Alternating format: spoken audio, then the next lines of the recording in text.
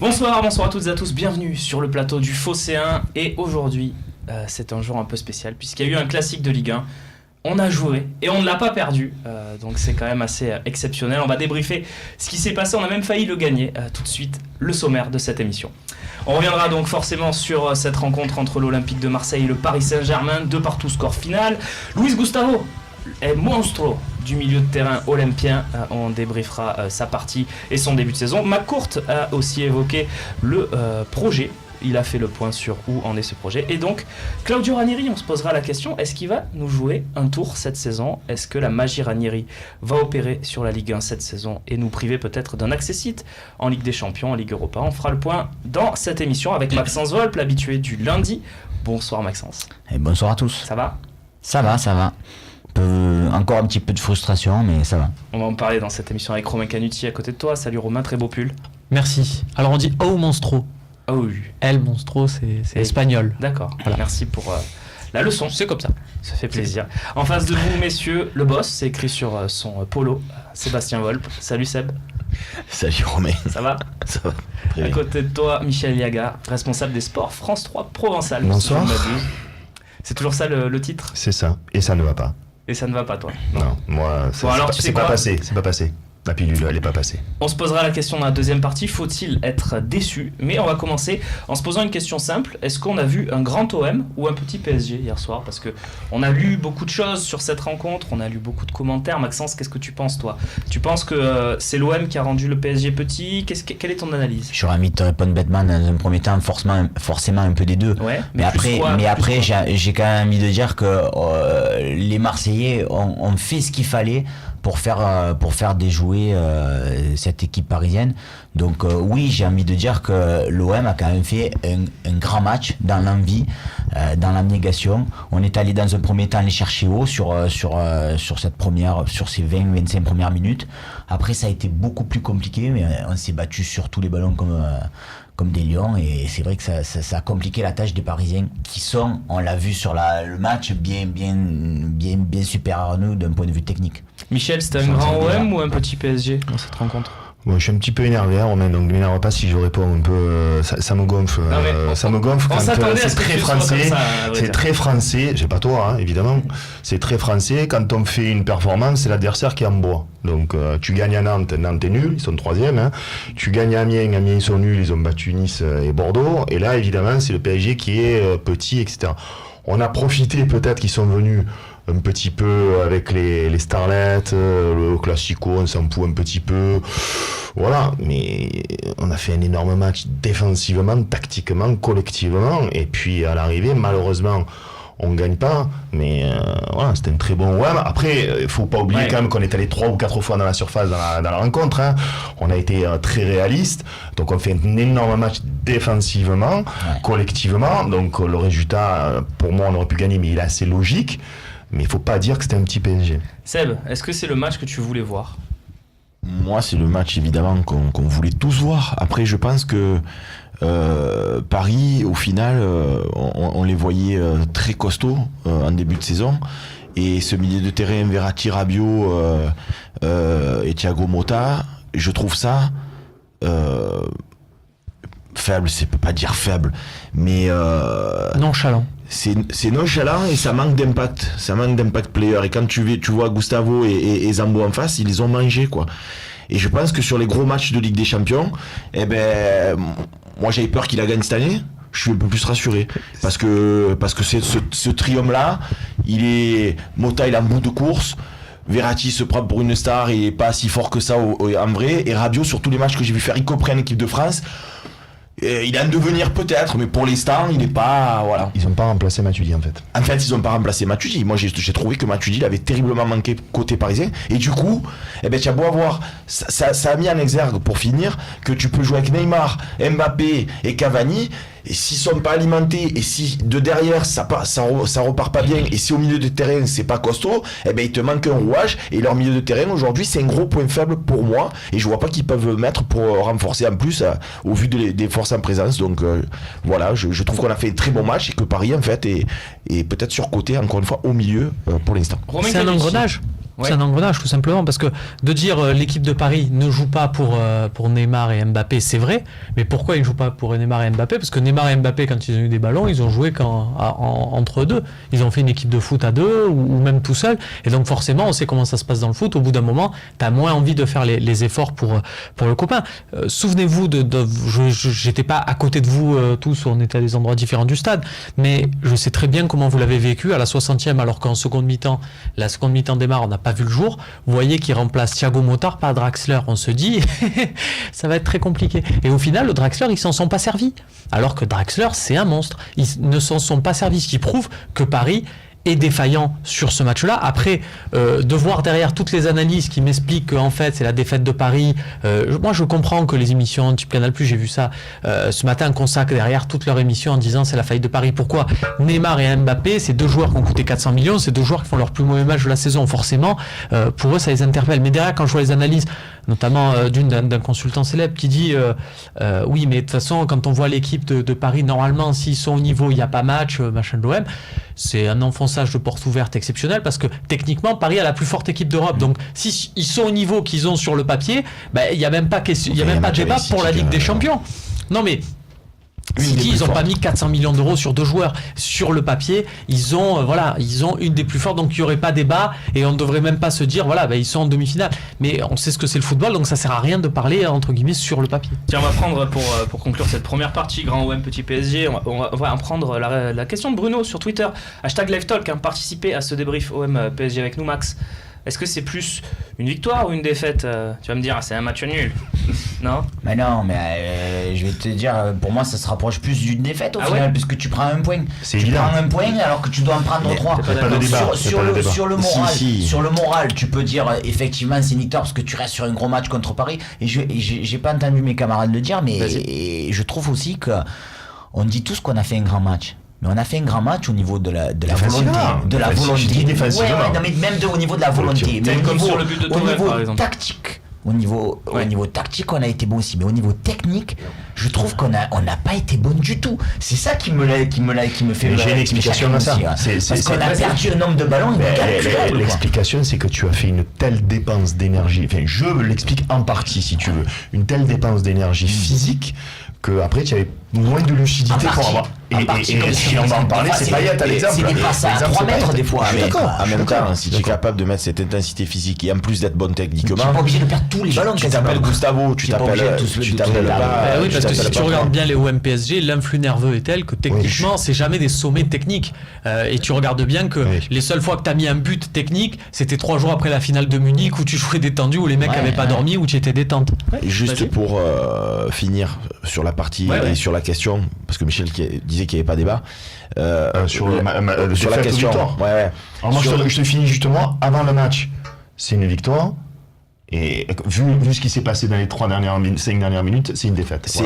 Mais ce que tu dis, c'est ce que j'allais dire, c'est-à-dire qu'en fait, on dit là aujourd'hui c'est une défaite parce que c'est la physionomie de la rencontre qui dit que c'est une défaite. Maintenant, si je reprends le match à Strasbourg, tu mènes au score, ils reviennent, ils passent devant, et à la fin tu fais 3-3, mais tu reviens chercher le résultat, donc tu sors en te disant c'est toi le dernier qui a égalisé, tu es revenu quand même au mental, même si tu perds 3 points, enfin même si tu perds 2 points, mais tu es revenu.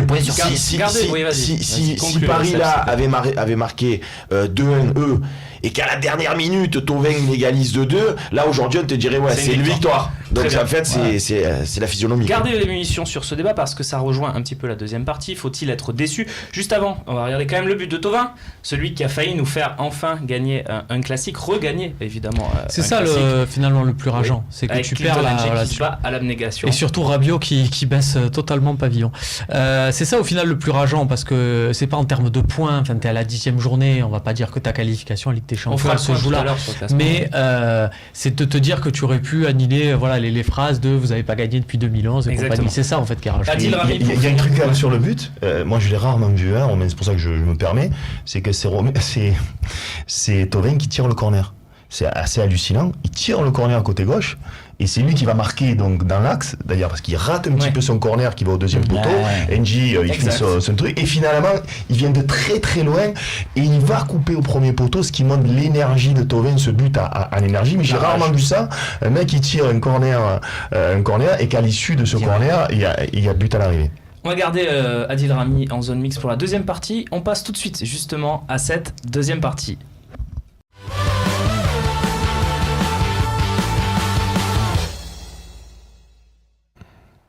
Faut-il être déçu ? Voilà, parce que l'Olympique de Marseille tenait enfin cette fameuse victoire face à Paris. Mais finalement, il y a quand même eu du jeu, il y a eu de l'envie de la part des hommes de Rudy Garcia. On va en débattre. Juste avant, je vous propose d'écouter Adil Rami qui répond à tous ceux qui ont parlé avant le match. Surtout parce qu'il parle de vitesse, je pense qu'il s'adresse à Jérôme Roten. Par exemple, oui. On va l'écouter. Je pense que c'est ciblé. Il y en a beaucoup qui ont parlé.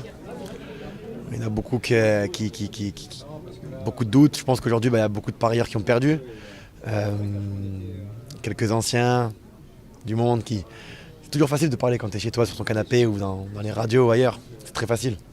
Mais aujourd'hui, voilà.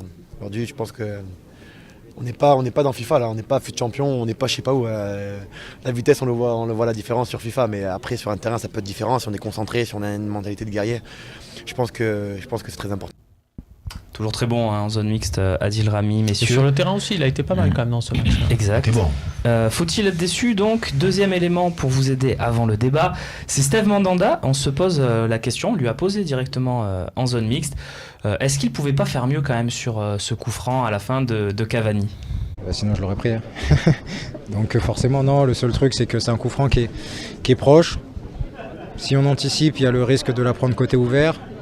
Je la vois passer qu'au-dessus du mur et quand je la vois, c'est trop tard, quoi. Donc voilà, après, comme je dis, c'est des joueurs de qualité qui sont capables de faire la différence à des moments importants. C'est ce qui se passe ce soir. On aurait pu avoir un peu plus de réussite et que ça tape la barre et que ça sort. Malheureusement, ça tape la barre, ça rentre. C'est rageant, c'est frustrant, tout ce que vous voulez, mais voilà, après, c'est un point de prix et c'est bien. Tiens, et je vous demande aussi à vous de vous exprimer sur Twitter. On va demander à Rémi Chabert qui gère les réseaux sociaux de nous demander tout simplement si ce lundi, après ce classique, vous êtes déçus. Voilà, question simple, on aura la réponse à la fin de cette émission. Messieurs, à vous de nous le dire, êtes-vous déçus ? Tiens, Michel. Évidemment, on l'avait compris. Pour répondre à Steve, je lui pose la question, t'as les boules, t'as les nerfs, et il me dit, bon, et puis il répond ça. Moi, au stade, je me dis, sur les deux buts, il peut faire mieux. Voilà, ça c'est mon impression en direct. Après, je les revois bien à la télé. Le premier, il rate sa frappe, Neymar, comme on ne dit pas qu'il a fait esprit, mais il va poteau rentrant. Et le deuxième, il le tire très très fort. Là où j'ai les nerfs, c'est que moi je sais que Cavani, il les tire tous au premier poteau. Que ça soit Di Maria ou Cavani, ils les tirent tous enveloppés au premier poteau. Donc il le met là, il le met pas dans le lucarne, il le met quasiment au milieu. J'ai la vague impression que Mandanda, que j'adore, dans les gros matchs, gros match, notamment contre le PSG, il avait pris une coup franc de Zlatan, il fait pas d'exploit, quoi. Donc là, pour moi, il fait pas de boulette, mais il peut mieux faire. Et donc moi, je suis déçu, notamment, on joue à 11 contre 10, on marque à la 80e, le stade, il est en feu, tu as une balle de 3-1, Bounassar qui rentre, je comprends pas. C'est sa faute, messieurs Non, c'est facile. C'est pas sa faute, non, c'est facile, comme il a dit Rami, là, dans son canapé, nous, on est là, on critique. Non, c'est pas sa faute, mais on a le pain et le couteau, le saucisson, on a tout à gagner, quoi. Donc je suis forcément déçu. Non, mais ce truc sur Bounassar, moi je trouve que c'est la facilité de tomber sur Bounassar, notamment sur la faute, parce que s'il le laisse passer, il prend cher depuis le début. S'il le laisse passer, on va dire Bounassar, il n'est pas défenseur, qu'est-ce que c'est une escroquerie et compagnie, parce que derrière il peut très bien avoir but. Cavani, il va chercher cette occasion. Regardez, et je le sais que vous le faites, regardez les matchs de Ligue des Champions, ça se finit toujours par un coup franc. Ça se finit, il y a toujours dans les arrêts de jeu, il y a toujours une équipe qui arrive à gratter un coup franc. La différence là, c'est que ce coup franc, il est rentré. Il a été tiré par Cavani. Moi, je trouve que c'est pas du tout la faute de Mandanda sur ce. Si il y a faute, pour moi, elle est peut-être plus d'Hiroki Sakai dans le mur que de Steve Mandanda. Voilà. Moi, je te dis que la faute, excuse-moi, il n'a pas à faire ça à la 94e minute, à 11 contre 10. Il y a Zambo à côté de lui, alors il est dans l'excitation, il veut bien faire. Je veux bien, ils sont trois. Cavani, même s'il passe, il peut rien faire. Il n'est pas dans la surface, il va pas marquer. Évite de faire des fautes dans les scènes. Il n'est pas dans la surface, il va pas marquer. Il met 50 buts par saison. Mais non, il n'est pas dans la surface. Mais il y a trois Marseillais. Il y a trois Marseillais à côté. Tu penses bien qu'il a. Et tu crois qu'il marque des buts, il est toujours tout seul. Il peut les marquer. Sur action, s'il le laisse, il peut rien faire. Rien. Regarde là. Il y a Zambo à côté de lui. Il y a 3 défenseurs. Ça sert à rien de faire. On n'est pas d'accord. Maxence. Non, mais je suis pas d'accord aussi avec toi, Romain, parce que moi j'ai revu exprès, parce que je sais qu'on a le talk, j'ai revu exprès c'est bien de préparer le talk. Non, mais j'ai revu exprès l'action et je me dis. C'est pas normal. Tu peux pas mettre ton bras comme ça, envoyer ta jambe comme ça. Il doit le suivre au moins sur 1 mètre, quitte à ce qu'après, comme tu dis, tu vois, qui sente vraiment le danger, qu'à la limite il fasse tac à la gorge parce qu'il se dit ok. Mais dans un premier temps, en plus le ballon il est perdu. Ouais. Je veux dire, alors évidemment, comme il dit, il est dans l'excitation, c'est la fin du match et tout. En plus, on dit c'est pas sa faute, mais il joue pas forcément mal le coup sur l'occasion qu'il a. Mais en même temps, il peut marquer aussi. Ça peut devenir presque. Je dis pas que c'est une défense. Je dis pas que c'est une défense. Il a une action de but en face à face, il marque pas et derrière il provoque le coup franc. Vous comprenez pas. Je vous dis pas qu'il fait une défense extraordinaire. Je vous dis juste que l'expérience de ces matchs-là, et ne vous contentez pas de regarder ce match-là d'hier, mais regardez les matchs de Ligue des Champions. Si il fait pas faute là, si c'est pas Bounassar qui fait faute là, 30 secondes plus tard, c'est un autre défenseur qui fera faute. Et il y a une telle pression sur le but à un autre endroit et où Paris est tout à fait capable de marquer un but. Le Barcelone PSG, le 6e but, c'est un coup franc excentré et une reprise de Sergio Roberto. Voilà. Mais donc c'est pour ça que ça sert à rien de dire. Pour te donner raison, c'est vrai que tu vois cette fin de match. À mon avis, on a manqué totalement de lucidité parce que 1 minute avant, et c'est normal. Zambo Anguissa, il y a un ballon qui rebombe devant lui, il est seul, il doit pousser le ballon plat du pied pour qu'Eddy parte seul au but et il te met une minace. Après, il a fait un match, Zambo aussi, mais je te dis pas qu'il a fait un match, je te dis juste qu'on manque de lucidité. Excusez-moi sur le forum. Qui vous demande, et c'est Seb qui va y répondre, tiens, on l'a pas entendu dans ce débat, y a-t-il un certain relâchement de l'équipe selon toi après l'expulsion de Neymar, selon Maxime? Pas du tout. Non, c'est à Seb que je demande. Il n'y a pas de relâchement. Je pense qu'il y a plus de la nervosité plus que de relâchement, comme le soulignait Max, ça dégage à gogo, c'est un peu au rat de football. Donc je pense pas que ce soit du relâchement, c'est plus eux aussi ont senti qu'ils allaient gagner et il y a une certaine excitation, fébrilité, tu l'appelleras comme tu veux. Moi pour en revenir par rapport à ce que vous avez dit sur Bounassar, Bernard Tapie disait souvent tu juges ton équipe pas à ton 11 de départ mais au dernier de tes remplaçants. Tu prends ton banc et le dernier des remplaçants te donne la valeur de ton équipe. Bon mais tu prends l'équipe qui a fini championne d'Europe, tu prends le dernier des remplaçants, c'était des monstres. Tu prends cette année l'Olympique de Marseille, les derniers des remplaçants c'est Evra, il est plus du tout au niveau, on va pas câbler Evra, il y était pas là, c'est Certic, il est nul. Donc pour l'instant on peut pas dire qu'on a un gros groupe et dans ces joueurs là, moi personnellement, mais après les avis seront certainement partagés, je mets aussi Bounassar, c'est-à-dire que Bounassar pour moi c'est pas un joueur de l'Olympique de Marseille, ni défensivement, ni offensivement, c'est pas un pro. Et il est rentré et on a vu, il manque une action, mais je dois dire aussi que Sanson pour l'instant, et Lopez pour l'instant c'est mieux que Bounassar, mais ça continue comme ça, ça sera voilà, c'est compliqué quoi. Il faut remettre les poteaux carrés, nous dit Kiki 05, ça fait 0-2 2-0. Te dire quelque chose, quand j'ai vu la feuille de match, bon, c'est encore une fois c'est pas après coup, est-ce qu'on s'est fait la même réflexion? La feuille de match, je regarde et je suis surpris, je vois les 18, je dis il n'y a pas Abdenour, c'est-à-dire qu'il met que des joueurs offensifs sur son banc, sauf Camara. Donc Camara est le seul choix que j'appelle défensif. Et je suis surpris. On est à 8h30, on est en train un peu de gameler avec dans la salle de presse. Voilà, on est là. Bon, je me dis, c'est bizarre, s'il y a un joueur qui se blesse, pas d'Abdenour. Et donc, quand il décide de sortir Thauvin, moi, j'en vois rien sur Rudy Garcia parce que arrêtons le bashing Garcia. Il a bien préparé son match, il a été bon hier. Mais il décide de sortir Thauvin déjà. Est-ce qu'il fallait le sortir alors qu'il était dans l'euphorie de son but? Et deux, qu'est-ce qu'il a comme solution? Il a Camara, donc ça te fait changer de système de jeu, de jouer en 4-4-2, et sinon il a Bounassar. Et donc peut-être que si tu as un Certic, si tu as, même qui est pas bon, si tu as un Abdenour, etc., alors que tu as 11 contre 10, etc., c'est facile à dire, mais il n'avait pas de solution. La solution pour moi c'était de laisser Thauvin pour le coup, parce que non mais parce que en plus parce qu'il y a peut-être un élément de faire 2 tacles d'affilée, et tu sentais qu'il en avait encore sous la pédale. Je vous coupe juste parce qu'il y a peut-être un élément que vous n'avez pas visiblement, c'est qu'Abdenour il y a eu un petit souci, une petite gêne musculaire dans la VV. C'est pour ça qu'il n'a pas été dans le groupe. Non, mais au départ, parce que ça, oui, mais je veux dire, non, le groupe, il avait fait avant, il a été Et c'est au dernier moment, en fait, Abdenour était avec eux, et donc Abdenour a été 19e, c'est pour ça qu'il en prend 19, toujours le 18, c'est parce qu'il y en a toujours un qui tu as le droit quand même de rappeler Sertic qui est chez lui, de le prendre. Il était même présent.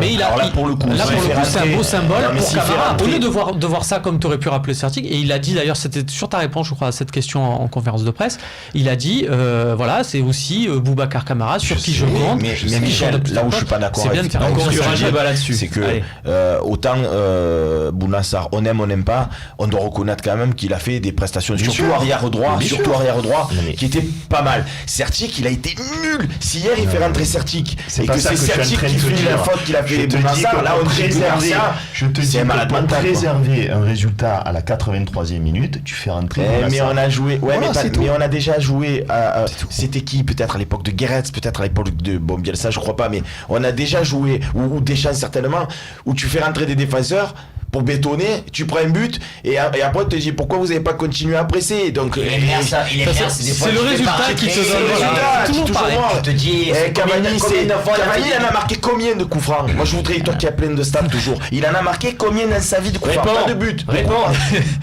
Il en a pas tenté beaucoup, mais il a un ratio parce qu'il en a déjà marqué 4 ou 5 l'an passé. Ah bon, peut-être que ça. C'est un non mais tu joues quand même. Moi je trouve que Cavani joue super bien le coup et que là-dessus la réussite marseillaise, le plan, voilà, ce jour, c'est toujours pareil quand il y a l'entraîneur, t'as raison, si ça gagne.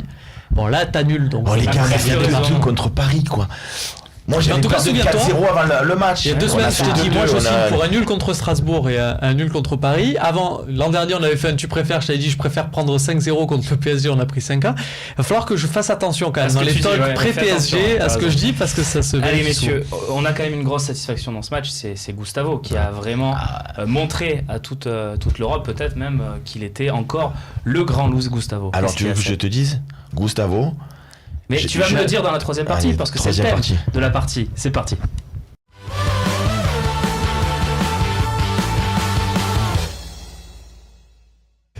Allez Seb, je t'ai coupé l'herbe sous le pied, vas-y. Qu'est-ce que tu veux me dire sur Luis Gustavo? Luis Gustavo, c'est rigolo parce que quand il prend son carton rouge à Nice, je dis c'est con, on avait 5% de faire un résultat contre Paris et il est exclu parce que jamais j'aurais cru que la commission de discipline elle lui donne qu'un match, jamais. Hein. J'ai dit c'est bon, allez, parce qu'on est toujours, et moi le premier, toujours un petit peu comme on dit là, parano. Donc je me dis c'est bon, ils vont nous mettre 2 matchs et comme ça on est fribouillis. Et d'un coup tu te dis, avec le casier qu'il a à Gustavo, les mecs qui lui ont mis qu'un match, c'était presque irréel. Et là je me suis dit, merde, on a repris nos 5% de chance de faire un résultat. Il n'y a pas Gustavo hier, suite à son carton de Nice. Match, mais tu peux pas gagner. C'est un monstre, tu peux pas. Ouais, mais pour moi tu as gagné. Mais tu aurais pu gagner. C'est Cavani, je compte pas celui-ci à moi. Non mais 2 choses. Moi cet été, quand j'étais au stage de l'OM en Suisse, que j'apprends qu'on est sur Luis Gustavo, j'y croyais pas. Je dis Luis Gustavo à l'OM, je dis c'est un coup énorme, c'est monstrueux, voilà. Donc je suis content que pas qu'il prouve parce qu'il a déjà été très très bon. C'est un joueur exceptionnel, c'est le seul à mon avis qui peut être titulaire à Paris. Tu parlais du milieu de terrain, voilà. Lui il aurait pu remplacer Mota. Et le Mandanda de Nice, voilà. Là il a été exceptionnel. D'ailleurs certains mettent 8 dans l'équipe. Je pense qu'il aura jamais 9 dans sa vie dans l'équipe parce que s'il a eu que sur le Fosséen, il a eu 9. Je le sais, c'est pour ça que je le dis. Et deuxième chose, j'ai regardé votre émission de vendredi où vous disiez très bon, je préfère perdre et que Luis Gustavo se blesse jusqu'à janvier, voilà. Et moi tout de suite je dis non, je préfère qu'on gagne contre le PSG, un peu bête supporter, tu vois, mais là non. Je reviens, il faut vraiment pas. Cavani remet de blesse si tu veux. Il faut vraiment pas qu'il se blesse parce que il a été stratosphérique. Tiens, on va voir son but avec Maxence. Tu peux nous le commenter peut-être, Max. Gustavo qui prend sa chance quand même de très loin. Ouais, de très loin. Il y a quand même des Parisiens qui sont vachement loin. Il est quasiment à 30 mètres. Je pense qu'on parle de Mandanda, mais là sur cette frappe-là, c'est quand même assez hallucinant qu'Areola puisse pas la sortir aussi, hein. Mais bon, c'est une magnifique frappe, mais je pense qu'il J'ai pas dit qu'il était fautif, Mandanda. Je dis qu'il ne fait pas d'exploit. Ouais. Et voilà. Et non, mais si c'est Mandanda qui prend ce but, je te le tourne différemment. Voilà. Si c'est Mandanda qui prend ce but, on va me dire la même chose. Alors que mais les gars, à un moment donné, et c'était toi qui me l'expliquais, en plus à une époque, tu me dis, tu vois à la télé, moi c'est souvent quand je vois les matchs de tennis à la télé, je suis là, je dis en fait, Djokovic, Nadal, je peux jouer. T'as l'impression que ça avance pas, tu as l'impression que c'est là. Après, quand tu les regardes à l'Open 13, là à Marseille, que tu as les gradins, déjà ça va 2 fois plus vite. Et après, si tu as la chance un jour d'être en face, alors là, tu vois même pas passer la balle. Et là, c'est pareil. Nous, on est dans les gradins, ça va à une vitesse, on regarde l'écran géant, ça va. Mandanda, il a pris un missile sur Cavani, c'est un missile. Tu n'as pas le temps. Pour moi, j'ai pas de Mandanda. Mais là, c'est pareil. Il a pris un peu externe. Oui, il a pas le vrille. Le mec, tu le vois qui se jette. Oh, on n'est pas FIFA. Moi, je te dis, sur les 5 meilleurs gardiens du monde, il la sortent. Voilà. Après, donc ça prouve que là, c'est pas Gustavo, tu veux dire ? Oui. Peut-être. Greg Coupé assure qu'il l'aurait sorti lui aussi. Ah bon ? Là, parce qu'un jour il avait dit moi je l'aurais sorti cette balle, donc à chaque fois on refait un clin d'œil là-dessus. Tiens, réponds à Léo. Et il a pris le brassard après à la sortie de Dimitri Payet. Là, on peut même, pour aller dans ton sens, on peut même refaire le scénario. Il y a Payet qui va vers l'axe central et puis il s'arrête. Il fait non, je peux pas le donner à quelqu'un d'autre, qu'il retourne sur Gustavo et il met le brassard. Mais je peux répondre à Léo. Léo, un capitaine, on met généralement quelqu'un qui est quand même ancien dans le groupe, qui a une certaine légitimité, dans le vestiaire, et 2, il ne parle pas français. Et donc pour les discours, pour les trucs, on le veuille ou non, malgré tout, il vaut mieux qu'il y ait un Payet, un Mandanda, un Rami que Luis Gustavo. Ceci étant dit, Bielsa, il faisait des discours en argentin et ça galvanisait tout le monde quand même. Hein. C'est pas pareil. Ça te galvanisait pas, toi, Michel ? Moi, les discours de Bielsa, oui, ils étaient extraordinaires. C'est ces gestions de match que je comprends pas, mais ces discours étaient extraordinaires. On en reparlera de Bielsa dès jeudi, puisque l'OM se rendra à Lille. Ouais. Romain, tiens, sur Gustavo, tu le voyais aussi fort, toi, depuis le début de saison. Tu faisais partie de ceux à la rédac, on va dire, qui le défendaient, même quand il était pas bon, tu le défendais. Voilà, mais moi, ce que j'aime beaucoup, c'est que fin août, quand l'OM ne recrute pas William Vainqueur, il y a eu beaucoup d'avis pour dire que le mercato était raté parce qu'on n'avait pas pris William Vainqueur. J'ai envie de dire, messieurs, William Vainqueur, on le met où dans l'équipe d'hier ? Parce que tu le mets pas à la place de Luis Gustavo et tu le mets pas à la place de Zambo parce qu'il n'aura pas le même volume de jeu. Il a dit quelque chose de très important, le patron. Il a dit, c'est une question de groupe. Quand tu n'as pas Luis Gustavo, tu le vois que tu n'as pas la même équipe. Zambo, il a été excellent hier, mais moi je te parle qu'il faut un 3e joueur, parce qu'il y en a un des deux qui n'est pas là, parce que tu es trop tendre poulet. Quand tu as remplaçant, je suis désolé, quand tu as Sarr, Doria, Sertic, ça prouve que ton groupe n'est pas encore assez étoffé. J'aurais envie d'avoir là une DeLorean, de retourner au 30 août et de te dire, tiens, Michel, va voir Vainqueur, va lui annoncer qu'il sera numéro 3 derrière Zambo, juste comme ça en lui proposant le contrat, ramène-moi la signature si tu peux. Je pense que tu n'y arriveras pas. Après, je pense... parce que t'aurais peut-être pas eu Zambo. Voilà, t'aurais peut-être pas eu ce Zambo-là. Et je pense qu'il y aurait à ce moment-là télescopage au vu des profils entre Vainqueur et Gustavo. Après, on peut dire non, on peut mettre un truc, c'est un avis. Mais en tout cas, à mon avis, si tu avais Vainqueur, tu pourrais jouer en 4-3-3. Tu es passé en 4-2-3-1 parce que tu ne peux pas jouer en 4-3-3. Tu mettrais Vainqueur et Luis Gustavo, tu n'as pas tort qu'il se télescope. Non. C'est un avis. Il est relayeur. Ce que je veux dire, c'est que c'est un avis. Tu peux jouer en relayeur et Zambo aussi. C'est un avis, mais ce que je veux dire, c'est que l'hypothèse qui paraissait totalement folle de dire on prend pas Vainqueur parce que dans le groupe tu peux jouer différemment, ben là tout d'un coup, alors qu'en août on passait pour des illuminés, ben là ça prend corps, notamment à la vue de ce match. Et vous parliez de Gustavo, parce que moi j'ai pas la mémoire à Romain, mais il me semble que quand il nous parle de la tisane, là, Jacques Henriot, c'est juste avant d'annoncer Gustavo, non, il annonce pas derrière. Il est arrivé très tôt. Il me semblait que c'était juste après. Messieurs, on va écouter Zambo justement, puisque vous en parliez. On va rechercher. C'est certain. Zambo, qui justement évoque le plaisir qu'il a de jouer avec Gustavo. Franchement, je suis super fier de mes coéquipiers, Flo Thauvin sur le côté droit, Luis Gustavo qui a été énorme pour moi. Je ne peux qu'apprendre à ses côtés, je me suis régalé. Et pour moi, bizarrement, même défendre était un plaisir. Même défendre est un plaisir. Voilà ce que nous dit Zambo. On conclut juste, tiens, je vais demander à Seb. Zambo, ça y est, là, il a complètement conquis ton cœur, entre guillemets, de supporter. Non, mais Zambo, ça me fait plaisir de parler de ce joueur. Pourquoi? Moi aussi, ça me fait plaisir. Parce que non, mais parce que j'allais dire, le canapé, il a des coups sur le. J'allais dire que Max ici présent, qu'il a toujours soutenu. Toujours, c'est vrai. À un moment donné, il a dit bon là Zambo, on n'en peut plus parce que il avait traversé une période où vraiment, techniquement, c'est que du déchet. Bon, et puis il est revenu à ce niveau-là. Tout ça pour dire quoi? Pour dire que c'est un message d'espoir pour les Sanson, pour les Lopez, et qu'il faut pas toujours enterrer tout le monde, et que Garcia c'est pareil. Il y a eu, comme il a dit Michel, un bashing Garcia, et ça va vite à Marseille à enterrer. Eh ben moi j'étais de ceux les premiers, je le revendique, à dire Zambo, il a les pieds carrés, il est nul, il est bidon. Eh ben mais à culpa, tu as été un monstre, et voilà, c'est comme ça. Non, mais il peut être nul sur un match et bon sur l'autre. Oui, quel âge il a?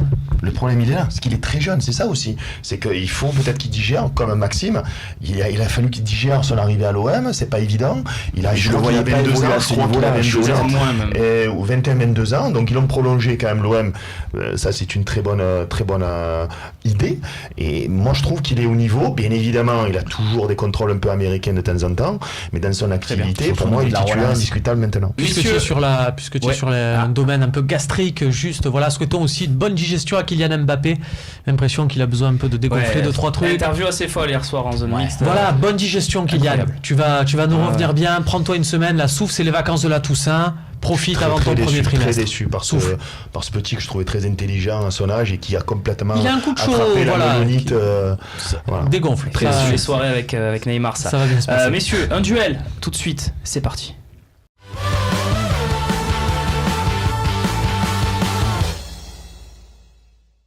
Romain, je sais pas si tu sens cette tension avant ce duel un peu historique quelque part. Je peux te dire que des meubles tremblent.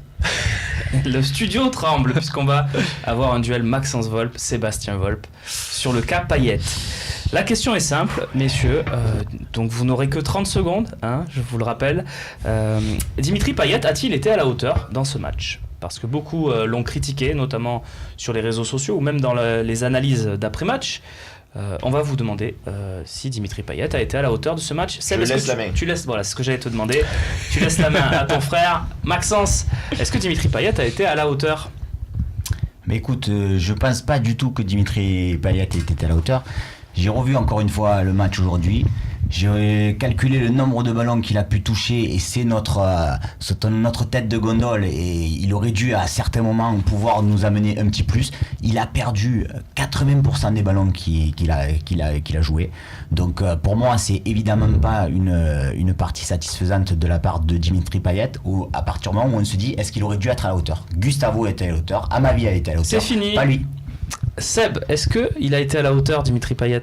Alors pour moi, Dimitri Payet a été à la hauteur dans le sens où il fallait... il fait des grimaces. Dans le sens où on voulait voir une partie engagée. Et Dimitri Payet, pour moi, c'est le symbole du joueur qui est léger, qui va pas dans l'impact. Or hier, malgré, je trouve qu'il est quand même un peu en surpoids, et je sais de quoi je parle, puisque moi aussi, il a quand même cavalé, il a quand même fait un pressing, et rien que pour l'abnégation qu'il a mis, il a été pour moi à la hauteur. Très bien messieurs, juste en un mot, Romain, tu votes pour qui ? Juste une question pour toi, jusqu'où on est quoi là ? On est le 22 Ouais, le 23 même. 23, les salaires sont pas tombés donc. Je suis pour Seb. Seb, ça vote Seb, c'est fort. Michel, toi tu n'es pas de ce type de considération, tu votes pour qui ?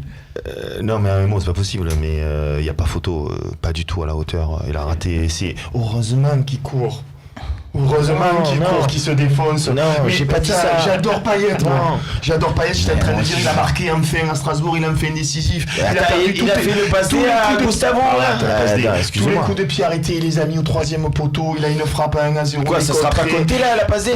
Sûr, ça sera compté, c'est passe D. Attendez, excusez-moi, c'est passe D, monsieur, s'il vous plaît. Heureusement qu'il court. Heureusement. Si lui, qui ne défend jamais, ce match-là, que tous ses collègues se dépouillent, il est capitaine. Si en plus il court pas. Non. Sur la comédie française, quand même, vous prétendez c'est plus brillant éléments. Michel, c'est pas ce que j'ai dit. J'ai dit, moi, quand Payet, il est venu de Lille, je le connaissais, de Saint-Etienne, je l'ai souvent suivi, et ce joueur, j'ai toujours dit, c'est une danseuse. Tu lui mets 2 coups, on le voit plus. Le mec, il a pas de brain de physique, il a pas la niaque, il a pas la. Il t'a plu sur ça au moins. Mais hier soir, il a été à la hauteur par rapport à l'intensité et par rapport, une fois, il n'a pas disparu. Après, évidemment que c'est un leader technique et évidemment, mais il me semble avoir entendu un certain Michel Aliaga qui a dit, avec tout l'engagement qu'ils y ont mis, ils ont perdu de la lucidité pour les gestes techniques. Eh bien, il fait partie de cette équipe ou pas, c'est exactement 30 secondes. Quel argumentaire rapide. Merci. C'est exactement.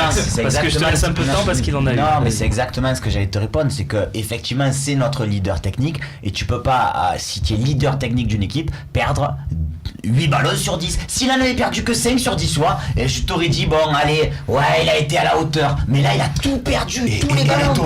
Il s'est défoncé et il a marqué. Et il a pas perdu tous ses ballons. Messieurs, c'est fini. Et Gustavo, il les a tous gardés. Ça sera jugé par nos lecteurs, nos téléspectateurs. Respectez le jeu, respectez les artistes. Et il y aura peut-être des surprises à l'issue de ce duel. On passe tout de suite à la 5e partie de cette émission. N'oubliez pas on peut offrir des cadeaux pour ceux qui votent. Non, mais c'est perdu d'avance parce que lui, il a donné son point. N'oublions pas, messieurs, quand même les questions-réponses. #LiveTalk à la fin, Twitter, Facebook et le forum du Phocéen, vous le savez. 5e partie, on va se poser la question. On va plutôt la poser à Frank McCourt. Où est-ce qu'il en est, l'OM Champions Project ?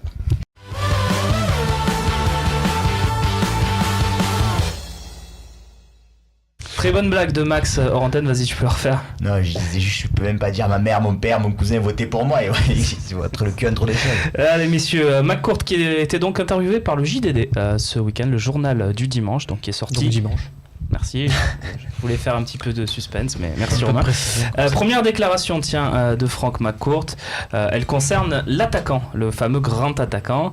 Vous achetez une maison, vous avez un budget et un plan pour la rénover. Si au premier jour vous flashez sur une œuvre d'art et que vous dépensez tout l'argent pour l'acquérir, que faites-vous de votre projet ? Voilà peut-être pourquoi on n'a pas eu des 50-60 millions claqués cet été. Oui, sur un seul joueur. Non, mais moi je voudrais dire quand même, à un moment donné, j'ai vu toute la déferlante de frustration, de colère, d'aboiement qu'il y a eu autour de la nouvelle direction de l'Olympique de Marseille, justifiée certainement après le 6-5 qu'on a encaissé tous en colère, même nous, à Monaco. Mais je veux dire, j'ai l'impression des fois qu'on marche sur la tête, c'est-à-dire qu'on a une nouvelle direction qui arrive. Je veux dire, je peux pas, avant le début du championnat, trouver un supporter qui va dire le mercato il est nul. Non, on aurait aimé peut-être un plus grand attaquant, on aurait aimé peut-être un vainqueur en complément au milieu de terrain, on aurait aimé... Mais c'était pas nul, on savait qu'on avait quand même une équipe qui était... avec Amavi et Gustavo qui a été exceptionnel hier soir. On avait quand même... Et on commence ce championnat, on n'a même pas encore fait un tiers du championnat que ça y est, il faut virer Garcia, l'équipe elle est nulle, on nous a menti, et nanani nanana. Et maintenant on dit quoi ? Après avoir bâché Garcia démission, après s'être énervé sur certains joueurs, après avoir dit des trucs sur la direction, et maintenant que tu fais 2-2, que tu peux regarder le PSG les yeux dans les yeux, on dit quoi ? Bravo Garcia, bravo McCourt, bravo... Donc... Putain, pour une fois dans notre vie, on peut pas quand même laisser du temps aux gens, c'est arriver, se mettre en place leur projet, et à la fin de l'année, on payera les musiciens, et s'il faut défoncer tout le monde, on défoncera tout le monde. Mais ça va trop vite. À partir de quelle place en championnat, pour toi, c'est raté cette saison ? Disons que l'objectif... 3ème, c'est ton objectif. Mais si tu es sur le podium... Disons que si t'es 4ème, pour toi, c'est raté ? Évidemment. D'accord. Vous êtes tous d'accord, messieurs ? Oui. Non. Enfin, je l'ai dit dès le début de saison. Moi, tu peux être 4ème si tu fais un gros parcours en coupe, en Europa League, si tu fais un gros parcours en coupe, ça se discute. Pour moi, il n'y a rien de fixe, d'établi. Il faut voir, il y a plusieurs paramètres à prendre en compte. Et d'ailleurs, tu avais fait une saison avec Troussier, tu avais fini 5ème, c'était une saison ratée. La saison suivante, tu avais fait 5ème avec Jean Fernandez. Comme il y avait eu un parcours en coupe intéressant de ça, tu avais moins ce sentiment mitigé à la fin de saison. Concernant McCourt, pour rejoindre un peu ce que dit Seb, moi je trouve, mais ils sont tout à fait dans leur rôle, que McCourt et peut-être je crois que tu as une deuxième déclat sur le. J'aimerais bien. Oui. Allons-y Romain. La voici. Quand vous avez des objectifs élevés, si vous ouvrez, si vous ouvrez à la critique, pardon. Si notre projet était baptisé OM Europa League Project, de quoi parlerait-on comme nous aurions atteint l'objectif? On dirait bien joué. Je ne crois pas. Voilà. J'ai pas été très bon sur la lecture. Merci pour le petit. C'était joué sur la fin. Mais voilà, ce que je veux dire, c'est que sur la com de l'OM Champions. Je trouve que là, c'est pas mal et c'est comme à la fin du mercato. Je vous ai dit, heureusement, au final, on critiquait Hérault sur son annonce de 200 millions. On s'est dit finalement, heureusement qu'ils les ont annoncés parce que du coup, ça nous offre une offre d'échelle. On se serait dit, on a menti. Là, c'est pareil. C'est-à-dire qu'il y a une communication. Eux, ils restent. Ils ont dit dès le début, on est sur le moyen long terme. Et ils restent sur cette ligne-là. Et je vois pour l'instant, et c'est la clé. Un McCourt, j'ai extrêmement bien lu cette interview JDT qui est très intéressante. Je trouve qu'il reste vraiment dans sa ligne, il reste dans ses bottes, dans les engagements qu'il a pris. Il ne marche pas sur les plates-bandes de Hérault, de Zubizarreta, de Garcia. C'est super. Et quand on voit, par exemple, ce que faisait Dreyfus à l'époque, on en est à des années-lumière. Ouais, moi je suis d'accord, surtout avec cette deuxième phrase, je suis d'accord avec Romain. Ils font un remarquable travail. Après, quand tu arrives au OM Champions Project, moi, désolé, mais moi, ça me plaît. Évidemment, si tu dis, on va essayer d'être 3e, 4e, tu es à Marseille, ça va pas faire rêver.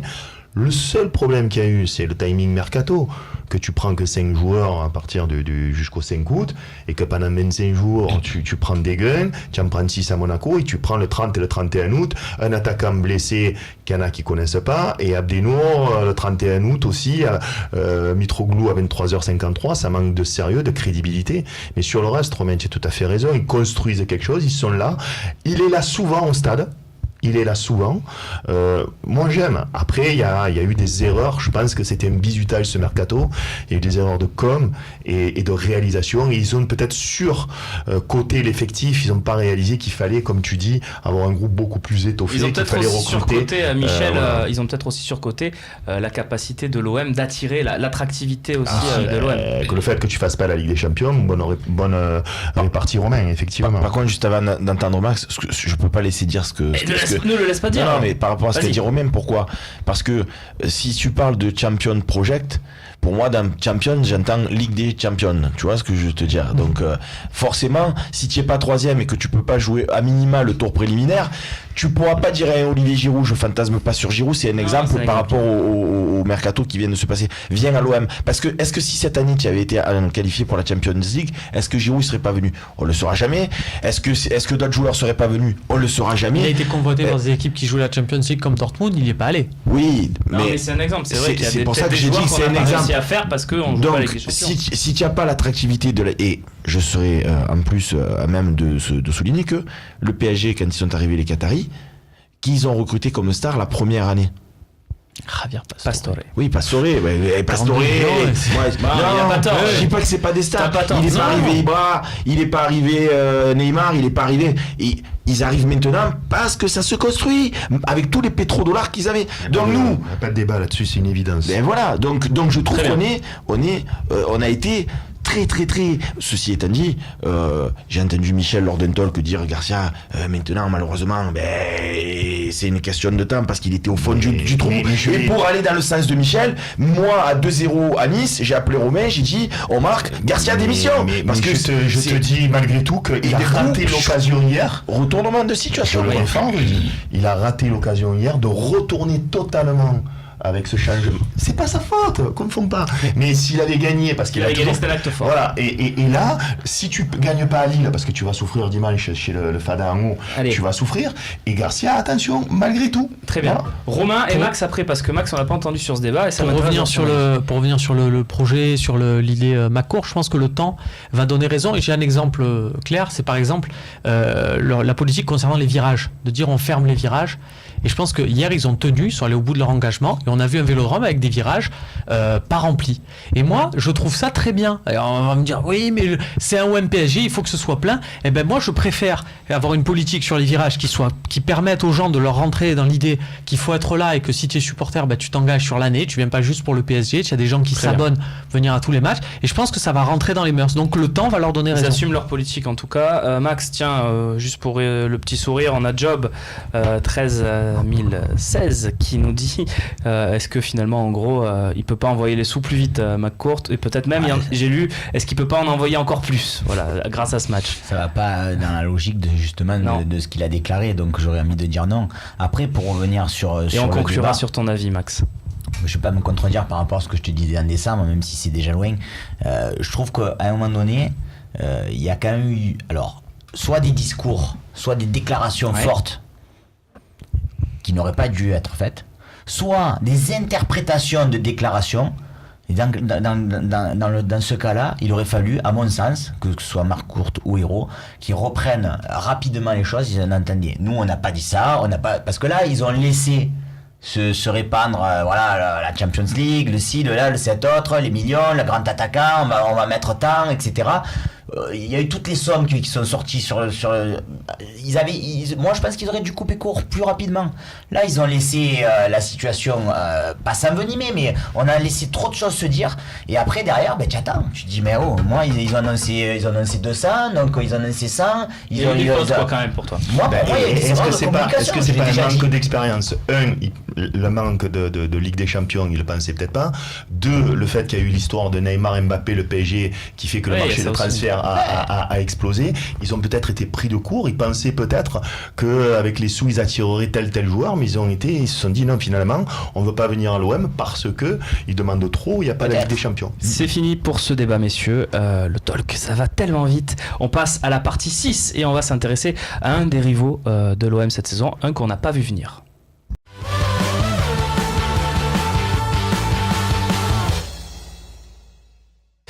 Oui, Seb avait quelque chose d'intéressant à dire. Si tu veux le placer, vas-y. Non, mais c'était juste pour dire, et pour conclure la partie d'avant, mais... Je remettrai un jingle. Voilà, tu remettras si tu veux un jingle, mais... Ouais. À un moment donné, je suis fou, on avait parlé de Lopez à l'Olympique de Marseille, certes avec Bielsa. À la place de McCourt, puisqu'on parlait du projet McCourt. Oui. Et aujourd'hui, si on était à la place de Lille... C'est pas le feu qu'il y aurait à Marseille. Je veux dire. L'entraîneur le stade. C'est bien ça. Tu sais pas. Non, mais ça serait l'anarchie. Et donc, je veux dire, là, nous on les regarde, les Lillois, on dit, ah, t'as vu le projet offert.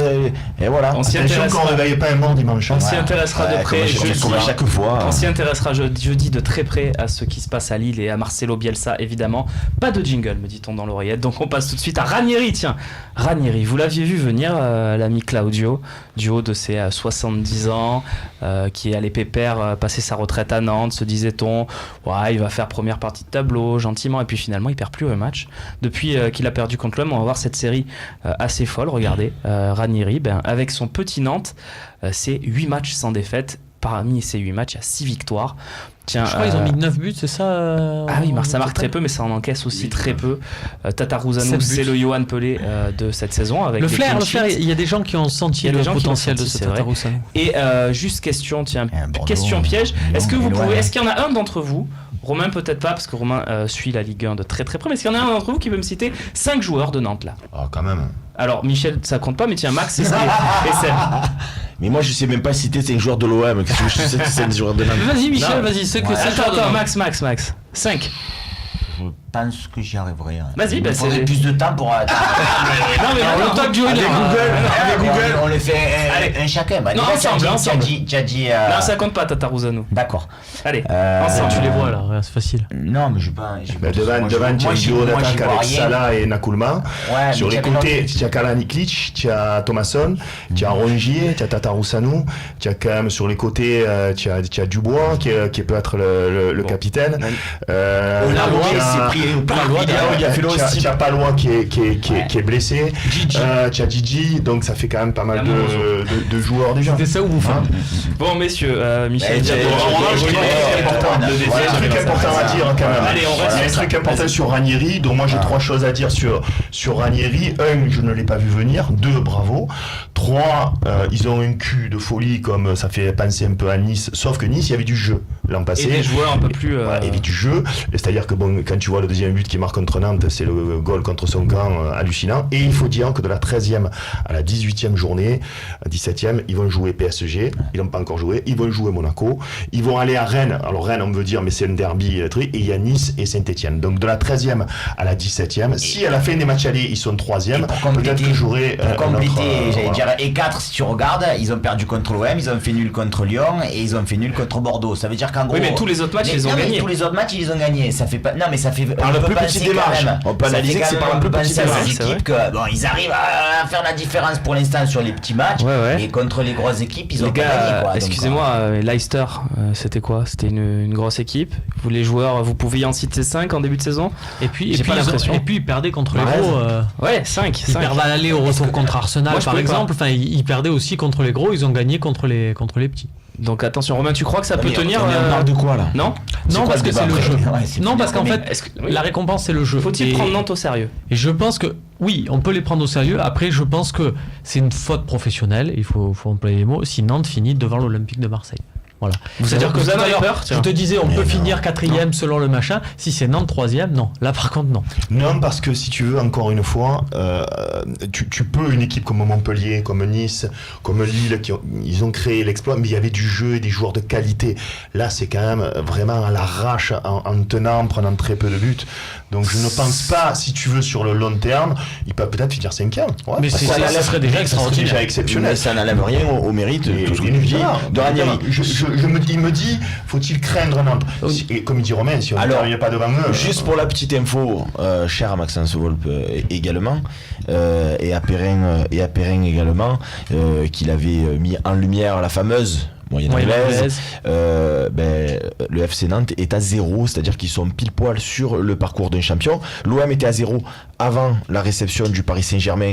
Avec ce match nul, on passe à -2, c'est-à-dire que si on va gagner à Lille, on revient à 0. Donc après le match de Lille, si on gagne, on est sur le parcours théorique, bien évidemment, parce que aujourd'hui à 0, ça suffit plus pour être champion. Il faut aller au-delà, mais à une certaine époque. Par contre, on a regardé avec mon ami Wagen, le patron du Goldigan, que j'embrasse. On le salue. Quand tu es à 0 à la moyenne anglaise, c'est-à-dire sur un parcours théorique de champion, tu es tout le temps, soit second, soit 3e. Tout le temps. Ligue des Champions. Second, 3e, tout le temps. Très bien. Voilà. Max, pour finir. Et Nantes est à 0, donc comme le disait Michel, si à la fin de la première partie, ils sont toujours à 0, là, je commencerai à m'inquiéter. Pour l'instant, ils vont jouer Paris, ils vont jouer Monaco, ils seront peut-être à -4, -5, -6.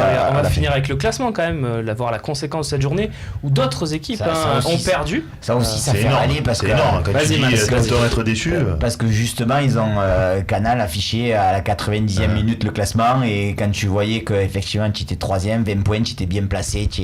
Parce que là, bon, tout à l'heure, Seb disait, qu'est-ce qu'on peut dire aujourd'hui? On critique plus Garcia, on critique plus Sion. Mais attendez, quand je l'entends parler, finalement, je me suis dit, mais on est second, on a 24 points, ou on est 5e, on a 18 points, on a fait un super match contre Paris, c'est super. Mais bon, c'est derrière. La 10e journée. On est la seule équipe de France. On est la seule équipe de France à avoir été championne d'automne et de pas finir sur le podium. Donc moi, je préfère être 5e à la 10e journée et être devant à la fin. Pour être entre les deux, il nous reste à aller Bordeaux et Lyon. Ça va être compliqué de gagner, donc, et à Lille dimanche. Si sur les 9 matchs il te reste... Comment? Tu me dis ça va le dernier, Michel. Tu me dis ça va être compliqué. On va à Bordeaux et Lyon, et on va à Lille. Et après, voilà, on reçoit Saint-Etienne si tu veux. Donc sur ces 9 matchs, si tu arrives, si tu veux, allez, tu vas perdre à Lyon, à Bordeaux, et tu arrives à ne plus perdre jusqu'à la fin des matchs allés, et tu arrives à 37, 36 points à la fin des matchs allés, ça sera bien. Mais comme tu le dis, là, c'est pas suffisant. Montpellier a accroché Paris, Montpellier a accroché Monaco. Je crois pas qu'on finira là-dessus, parce qu'il va réagir. Mais je peux pas à un moment donné. Non mais vas-y. Je peux pas à un moment donné écouter les talks dans lesquels tu participes, que tu expliques, et en plus tu me l'expliques, j'ai la chance que tu me l'expliques en temps réel au stade parce qu'on est souvent à côté. Tu me dis contre Rennes, ouais mais les joueurs ils sont pas tous au même niveau, le groupe il a été fait sur le tard, il y a pas la prépa et mon cul sur la commode et tout. T'es 5e à 2 points de Nantes avec toutes ces péripéties, Mitroglou qui est blessé et compagnie. Alors, maintenant que tu es tous à la même niveau physique et que tu as vu le match de Paris, c'est qui va nous passer. Je vais te répondre simplement. Regarde le 4e. Ouais, Lyon. Voilà. Et bien Lyon, depuis le début, ils sont en crise. Voilà, depuis le début de l'année, tu entends, Lyon est en crise, Genesio va se faire virer, tu entends ça depuis le début de l'année. En attendant, ils ont un point de plus que toi. Mais toi, depuis le début de l'année, ils seront peut-être là ou à la fin du championnat. Depuis le début de l'année, tu savais pas qu'on allait jouer contre Lyon et Monaco sur la seconde et troisième place. Le tiercé, Monaco, l'OM, Lyon pour la seconde, troisième et quatrième place. On ne sait pas, ni toi, ni Michel, ni Romain, ni personne. C'est les 9 matchs qui vont venir. C'est-à-dire comme Nantes. Si on les 28 vraiment techniquement les 28 non, si les 9 matchs qui viennent là vraiment tu perds plus et parce que tu joues pas contre PSG et Monaco, à ce moment-là tu pourras dire ce que tu dis, c'est-à-dire que bon ben c'est plutôt pas mal. Mais comme tu n'as pas de marge, tu risques encore de perdre beaucoup de points. Voilà. Sur ce que tu as vu, Michel, ce qui va être important, c'est les confrontations directes. Voilà, là tu vas jouer Lyon et quand tu vas jouer Lyon et Bordeaux, il va falloir faire 2 défaites sinon tu reviendras plus. Sur ce que vous avez vu, Maxence et Michel et Romain aussi, vous avez peur avec cette équipe qu'on a vue hier d'aller à Lyon, d'aller à Bordeaux. Moi je vous l'annonce, je prends les paris avec qui veut, je tiens le pari avec qui veut. Cette année, c'est la première fois qu'on va battre Bordeaux à Bordeaux. Avec l'équipe qu'on a là, je prends les paris avec qui le veut. Eh ben allez, on joue au repas. Allez, c'est parti. En revanche, moi je vais plus loin, tu vois, pour te dire, on aurait pu être à 2 points de Monaco. Et cette année, Monaco, c'est pas le même que l'an passé. Allez, et tu pourras être à 2 points de Monaco dans quelques journées. On finit là-dessus, messieurs, puisqu'on a les questions-réponses quand même qui arrivent, et c'est tout de suite.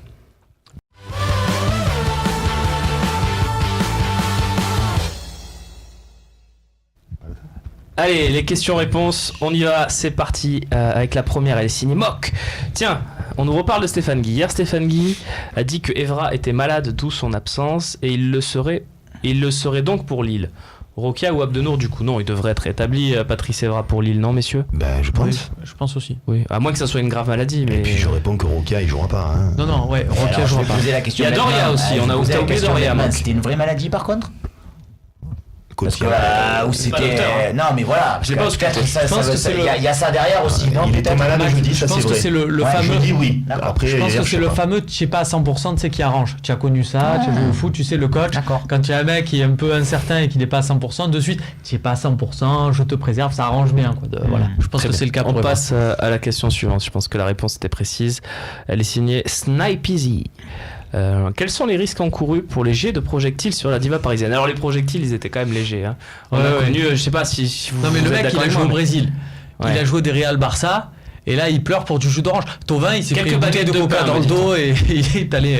C'était nous qui avions lancé les bouteilles. Mais bon, c'est d'autant plus vexant, il a marqué derrière. On va prendre quand même. Non, pas rien prendre. Non, attention, n'envoyons pas derrière à banaliser ça, à dire c'est très bien. Non, mais je me souviens de classique où il y avait les tireurs de corner ne pouvaient même pas prendre leur élan. Il y avait des mecs avec les boucliers comme ça. À ce sujet-là, je voudrais féliciter l'arbitre qui n'a rien trouvé de mieux qu'à chaque fois qu'il y avait une corner de faire un rappel à l'ordre. Comme s'il était obligé de faire. Mais à chaque corner, regardez les images. Et du coup, ça a duré. L'autre, il laisse jouer le corner. Qu'est-ce que tu t'en fous d'appeler les mecs? On dirait que c'est des débutants qui savent pas qu'on ne se tire pas par le maillot et tout. Faut arrêter quoi. Et puis ça fait partie du folklore, tout ça. Donc, Michel, tu dis, on va quand même prendre toi. On va prendre quoi? Ou une amende ou. C'est pour la direction. Après, Neymar a quand même réclamé une sanction. Donc peut-être que si Dieu Neymar a demandé, il aura peut-être gain de cause. D'ailleurs, on l'a pas assez dit non plus, mais moi je trouve qu'il lui met une deuxième jaune synonyme de rouge, mais normalement l'arbitre doit lui mettre rouge directement. Hein. Tiens.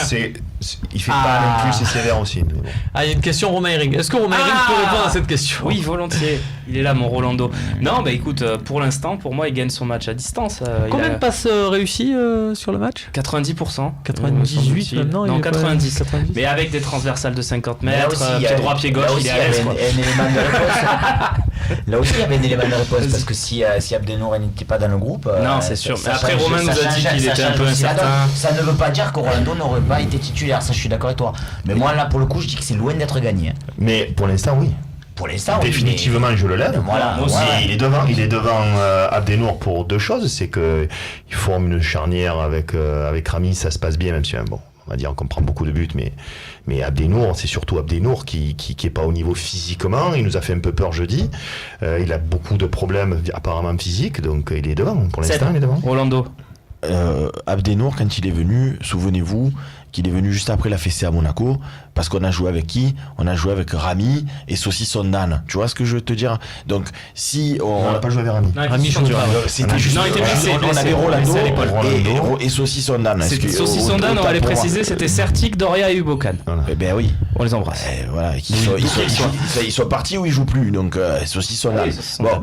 Donc aujourd'hui, quand il y a un Rolando qui est blessé, tu peux faire Abdenour Rami. Quand il y a Rami qui est blessé, tu peux faire etc. Donc moi j'aime pas les oppositions. Alors qui c'est la charnière centrale, type, etc. Ok, que ce soit l'une ou l'autre. Moi je trouve qu'avec les 3 garçons, on peut avoir des charnières qui sont sérieuses. Niveau, quoi. Voilà, t'as 3 mecs au niveau. Tiens, garde la parole. Qu'est-ce que t'as pensé de la prestation de Mitroglou? C'est Joe Pock qui nous demande ça. Ben moi j'ai trouvé que j'ai vu les notes sur l'équipe, j'ai vu les notes sur le Phocéen. J'ai trouvé que ça avait été sévère pour le joueur parce que il a été esselé, en plus Romain l'a bien expliqué pendant les tops et les flops, il a été esselé devant. Et je veux dire, j'ai entendu Max 10 fois dire vas-y Mino, prends-la de la tête, fais une déviation, vas-y Mino, garde-la, vas-y Mino, bats-toi, vas-y Mino, ceci, cela. Et j'ai trouvé qu'il l'avait fait sur un match où il est esselé. Je veux dire, Germain, il n'aurait pas existé du tout. Lui, on l'a quand même vu, encore une fois. Voilà. Même Gomis. Parce que là, j'ai encore entendu des. Oui, mais en attendant, Gomis, il est meilleur buteur du championnat de Turquie. Tu mets Gomis hier. Enfin, les buts qu'il met en Turquie, c'est les buts que tu mets au Five à Karnouk. Gomis, il a un peu le même profil que Mitroglou. C'est pas hier, il existe encore. Hier, Gomis, il existe encore moins que Mitroglou. Donc Mitroglou, c'est pas sûr. Pour être bon. Il a permis de n'importe quel attaquant hier, parce qu'on le sait, celui qui est en bout de chaîne, quand il est dominé, que tu passes 3 fois le centre entre façon de parler, c'est extrêmement compliqué. Évidemment, tu cours, tu es en infériorité. Vous l'avez dit, Payet, il a raté 8 ballons sur 10, donc ça veut dire que 8 fois il a couru dans le vent. Mais quand même, il a été quand même un peu décevant quand même. Ouais. Max, tu es d'accord? Complètement d'accord. Je trouve que même si effectivement on aurait pu espérer un petit peu plus que de lui, moi je trouve que, enfin, pour le coup, Max et Michel, ce que vous dites, c'est comme Garcia. Si on avait gagné, il aurait renversé tout le monde. Là, je revois l'action où Mitroglou, il fait sombrero sur l'un, crochet sur l'autre. Je sais pas ce qu'il fait, il tire, il est contré. S'il n'est pas contré, que le ballon il va au fond, ça y est, on lui fait une statue, le grand attaquant. Donc ça tient toujours à poil de cheveux près. Un attaquant, s'il marque, il a fait son match. Là, il a touché 7 ballons hier. Donc c'était tu as dit toi-même, on a été super défensif. Je suis en train de te dire, c'était extrêmement compliqué, malgré tout. Mais j'ai trouvé qu'il avait relativement discret. Lui aussi, il avait joué le rôle un peu de. Moi, j'aurais fait jouer Mitroglou d'entrée. Il m'a fait passer par Brandao. Quand j'aurais peut-être fait rentrer un mais dis plutôt, c'est facile à dire, encore une fois. Il m'a pas fait passer à Brandao. Le joueur utile pour l'équipe, qui se bat, qui... Non. Je détestais Brandao, mais... Oui, non, mais... Dans son rôle, quoi, je veux dire... Mais tu peux toujours attendre un petit peu plus. Voilà, c'est un peu le... Après, messieurs, quoi C'est-à-dire qu'à un moment de... Plus quoi Payet, je comprends. À des moments, il garde un peu plus le ballon, il joue en remise, effectivement, tu m'entendais dire ça au stade, mais il a pas beaucoup fait, il a pas pris beaucoup de ballons de la tête, il a pas pris des... Après, messieurs, c'était son tout premier match au Vélodrome aussi, relativisons peut-être sa prestation, il est peut-être pas encore... Il y a en face aussi, il est face à qui aussi. On dit pas que... Écoute ce qu'on dit, on est un peu déçus, mais c'était très compliqué. Tiens, justement, ils sont pas de déception, c'est pas un peu déçu, c'est le moment du verdict. Alors ça, c'est le premier, c'est gentil, on n'a pas encore le résultat du match. Ça montre aussi que c'est clivant. On n'a pas encore le résultat entre Seb et Max, on va la voir juste après, mais là c'est histoire d'une petite mise en bouche, voilà. Donc la déception est quand même dans les rangs marseillais et c'est peut-être le moment où on va avoir le résultat entre les frères. Et c'est Maxence qui s'impose. C'est pareil, c'est clivant. Oui, mais c'est surtout ça fait pas 100%. C'est vrai. Alors quel est le score exact, si on peut me le donner dans l'oreillette, parce que là c'est pas pareil. 56-44 tu penses? Moi je dirais 54-46. 56-44.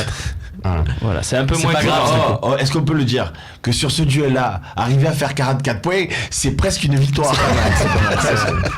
Merci messieurs. Les salaires ont été virés ou pas? Oui, c'est presque une victoire. Moi, je suis d'accord. Messieurs, l'émission touche à sa fin. Merci. En tout cas, c'était un talk très agréable. Et puis, c'était un talk où on n'a pas perdu contre Paris, donc c'est toujours sympathique de voir ça. On y était. On y était, effectivement.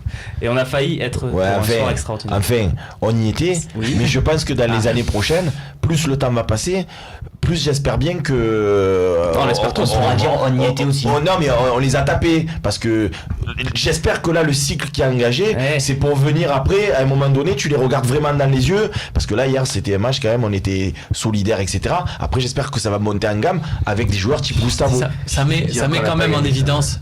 Ça met quand même en évidence que là, on vient de passer des années avec des mecs qui nous ont dit on va tout faire contre Paris, on sait que c'est machin, et qui ont fait rien du tout.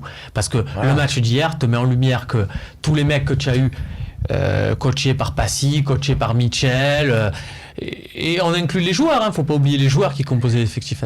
C'était beaucoup de bouches pour très peu d'effets vu ce qu'on a vu hier. C'est fini, messieurs. Voilà. J'étais en train de vous dire que c'était ça tourne plus, voilà. Non, on parle dans le vide. Ça tourne, mais je vous remercie en tout cas les frères Volp, ça fait plaisir de vous avoir. Romain Canussi, l'habitué, et Michel, qui sera certainement remis de cette non-victoire jeudi ou vendredi, c'est ça ? Ouais, jeudi ou vendredi. Peut-être. Ouais, peut-être. Peut-être. Merci en tout cas Michel d'avoir été Merci avec nous. À vous. Merci à Rémi, Nicolas et Camille à la réalisation de cette émission. Et merci à vous de nous avoir suivis. On se retrouve jeudi pour préparer le Bielsico quand même. Allez, salut.